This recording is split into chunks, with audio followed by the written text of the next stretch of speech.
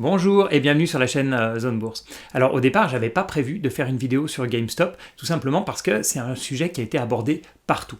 Toutes les newsletters que je reçois, tous les journaux que je lis, que ce soit des journaux financiers ou non financiers, ont abordé le sujet, et pas dans un article, mais dans plein d'articles.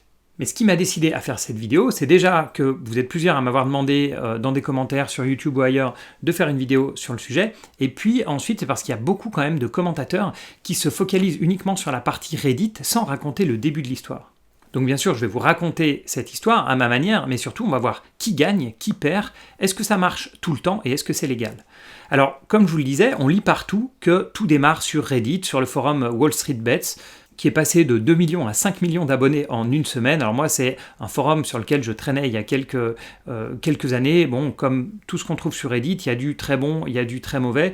Ça peut être intéressant. Mais là, ce qui a vraiment focalisé l'attention, c'est qu'il y aurait quelques boursicoteurs, quelques day traders qui auraient décidé de couler les hedge funds qui vendent à découvert certains titres. Donc on présente ça souvent comme la revanche des particuliers sur les professionnels, une espèce de rébellion en fait contre Wall Street. En fait, on va voir que c'est faux, et notamment sur GameStop, tout démarre il y a un an, quand un investisseur activiste, Ryan Cohen, fondateur de Chewy.com, achète 9 millions d'actions GameStop à un prix moyen de 8 $, donc pour une valeur totale de 76 millions de dollars. Alors c'est pas négligeable, puisque ça représente plus de 10% du capital. GameStop, c'est une chaîne de vente de jeux vidéo, ce sont des magasins physiques, donc c'est vraiment pas ce qui marche en ce moment, ils souffrent beaucoup de la crise actuelle, et en France, on la connaît plus comme étant la maison mère de Micromania. Ensuite, il a été rejoint, Ryan Cohen, en février 2020 par un milliardaire du Michigan, Donald Foss, qui achète à son tour 5,3% de GameStop pour un coût d'environ 12 millions de dollars. Et là, on voit qu'on est quand même loin des investisseurs particuliers dont on parle dans les journaux, ces fameux day traders qui auraient décidé de lutter contre les hedge funds. Et effectivement, de l'autre côté, on a donc des hedge funds qui parient à la baisse sur ce même titre grâce à la vente à découvert. Donc ils ont emprunté des titres aux actionnaires existants pour les vendre en espérant les racheter plus bas. Ryan Cohen, de son côté, il se bat pendant des mois, il envoie des lettres incendiaires à GameStop pour les pousser à devenir un géant du e-commerce, sans trop de succès. Alors, sans trop de succès, oui et non, parce qu'en fait, le vrai déclencheur, c'est justement quand Ryan Cohen gagne 3 sièges au conseil d'administration de GameStop le 11 janvier 2021. Et c'est ça en fait le vrai point de départ, c'est pas du tout Reddit. Les influenceurs sont rentrés ensuite dans le jeu et ont fait de la pub en fait de la valeur sur Reddit, mais ces influenceurs, et notamment le plus connu qui parle de GameStop depuis des mois sur sa chaîne Roaring Kitty sur YouTube, lui a acheté la valeur en 2019. Et c'est lui qui a commencé à faire du pump and dump sur Reddit, enfin lui et d'autres, mais avant donc cette fin janvier 2021, il a subi de lourdes pertes. Mais cette affaire GameStop, c'est pas quelque chose qui est né il y a quelques jours, c'est une bataille qui se joue depuis maintenant plus d'un an. Et donc le forum Reddit, c'est pas le point de départ de cette guerre, mais c'est bien sûr l'accélérateur. Alors d'où vient la hausse ? Alors c'est une réaction en chaîne. Alors bien sûr, le déclencheur de la hausse récente, c'est le phénomène Reddit, qui fait que des milliers de day traders se sont mis d'accord en fait pour acheter à peu près en même temps des actions et des options d'achat, ce qui pousse la valeur vers le haut. Et ensuite, il y a deux phénomènes qui se sont mis en route et qui s'auto-entretiennent. Le premier, c'est le phénomène de gamma squeeze, dont j'ai déjà expliqué le concept dans une vidéo sur le Nasdaq. Je vais vous remettre le lien sous cette vidéo. En gros, c'est plus le cours monte, plus les market makers d'options sont obligés d'acheter des titres pour rester delta neutre. Donc je vous mets à nouveau le lien dans la description parce que là je passe rapidement. Et ensuite, on a le short squeeze. Je vais aussi mettre un lien en description. C'est-à-dire que les vendeurs à découvert, soit ils voient leur prêt de titres retiré et donc ils sont obligés de racheter leur position, soit ils sont obligés de couper leurs pertes. Mais je vous conseille vraiment de regarder les vidéos que j'ai fait à la fois sur la vente à découvert et puis sur le short squeeze si vous n'êtes pas très à l'aise avec ces deux concepts. Alors bien sûr, la valeur emblématique, c'est GameStop, mais il s'est produit un peu le même phénomène sur d'autres valeurs comme AMC, BlackBerry, Nokia, et puis toute une série de petites valeurs sur lesquelles ce type de forum et puis les fameux traders Robinhood ont décidé de faire du pump and dump. Alors, qui gagne et qui perd dans tout ça? Bien sûr, le plus gros gagnant, c'est l'initiateur, c'est Ryan Cohen. Ensuite, on a le milliardaire Donald Foss, dont j'ai déjà parlé, donc qui vont gagner des milliards sur cette affaire, en tout cas s'ils vendent au bon moment. Et ensuite, on a tous les gros investisseurs historiques sur GameStop qui n'ont rien à voir dans l'histoire, mais qui vont profiter de cette affaire, en tout cas s'ils vendent, s'ils ont vendu ces jours-ci ou s'ils continuent à vendre les jours prochains. Ensuite, on a bien sûr les influenceurs qui étaient là depuis le début, comme je l'ai dit, Roaring Kitty, qui lui aurait acheté pour 56 000 $ d'options. Puis bien sûr, on a toute la foule de day traders qui sont arrivés tout au début et donc qui ont acheté à des prix corrects. Les perdants, ce sont bien sûr les hedge funds qui ont vendu à découvert. On a en tête de liste Melvin Capital qui a perdu plus de 3 milliards de dollars, ce qui a obligé deux autres très gros hedge funds, Citadel et puis Point72, à lui injecter 2,75 milliards de dollars de liquidités. Et puis on a aussi Citron Research qui a eu une grosse perte sur la valeur. Si vous voulez rigoler un petit peu, vous pouvez regarder, que ce soit sur Twitter, sur YouTube, le patron de Citron Research qui est obligé de se justifier voilà, dans quelques vidéos pour éviter de trop se mettre à dos donc la foule des day traders de Reddit.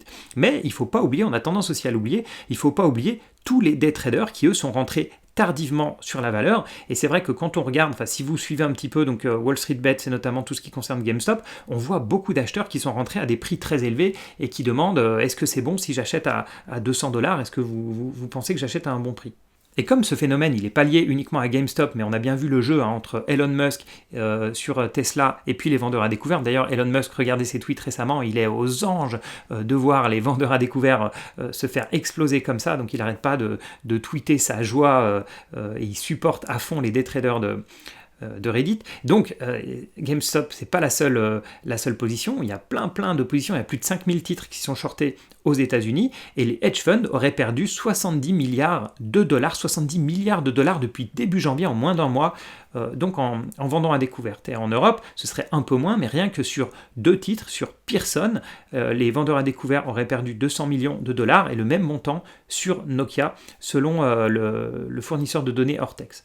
Et tous les titres qui étaient vendus à découvert ont décollé dans le sillage de l'affaire GameStop, et ce sont juste probablement les hedge funds qui réduisent leur position short, et puis potentiellement aussi d'autres traders qui essayent d'en profiter. Et la nouvelle polémique maintenant, c'est du côté du broker Robinhood, le fameux broker de tous ces petits traders américains qui a bloqué l'achat de GameStop. Il permet juste à ces traders d'en sortir, il ne permet pas de racheter, d'acheter des positions actuellement, et puis il a bloqué aussi plusieurs titres similaires. Alors qu'est-ce que je retiens de tout ça? Déjà, il y a le côté, pour moi, storytelling, comme quoi ce serait vraiment une rébellion contre l'establishment, des pauvres day traders américains qui sont en train de se rebeller contre les géants de Wall Street, les méchants hedge funds vendeurs à découvert. On s'aperçoit que, en tout cas sur GameStop, ça a été démarré par d'autres milliardaires, ou en tout cas multimillionnaires, donc qui ont commencé cette bataille sur GameStop. Suivi bien sûr après par toute une armée de day traders sur Reddit, mais le côté, si vous voulez, Robin des Bois, j'y crois pas une seconde, et je pense pas que tous les traders qui ont fait de l'argent sur GameStop soient prêts à donner leur plus-value à des associations caritatives. Ensuite, la question qu'on peut se poser, c'est est-ce que ça marche toujours? Là, on a quand même un cas qui est un petit peu particulier, parce qu'on avait quand même une forte position vendeuse, on a un activiste qui a réussi à avoir 3 sièges au board, qui a avec lui d'autres actionnaires qui ont plusieurs dizaines de pourcents des titres. Donc ce qu'ils peuvent faire déjà très, très concrètement, c'est arrêter de prêter aux vendeurs à découvert, et si ils achètent dans le marché et que les anciens, les personnes à qui ils ont acheté prêtaient à ces vendeurs à découvert, et que tout d'un coup, pour 15-20% du capital, on arrête de prêter à ces vendeurs à découvert, alors ces vendeurs à découvert n'ont pas le choix, ils sont obligés de se racheter dans le marché.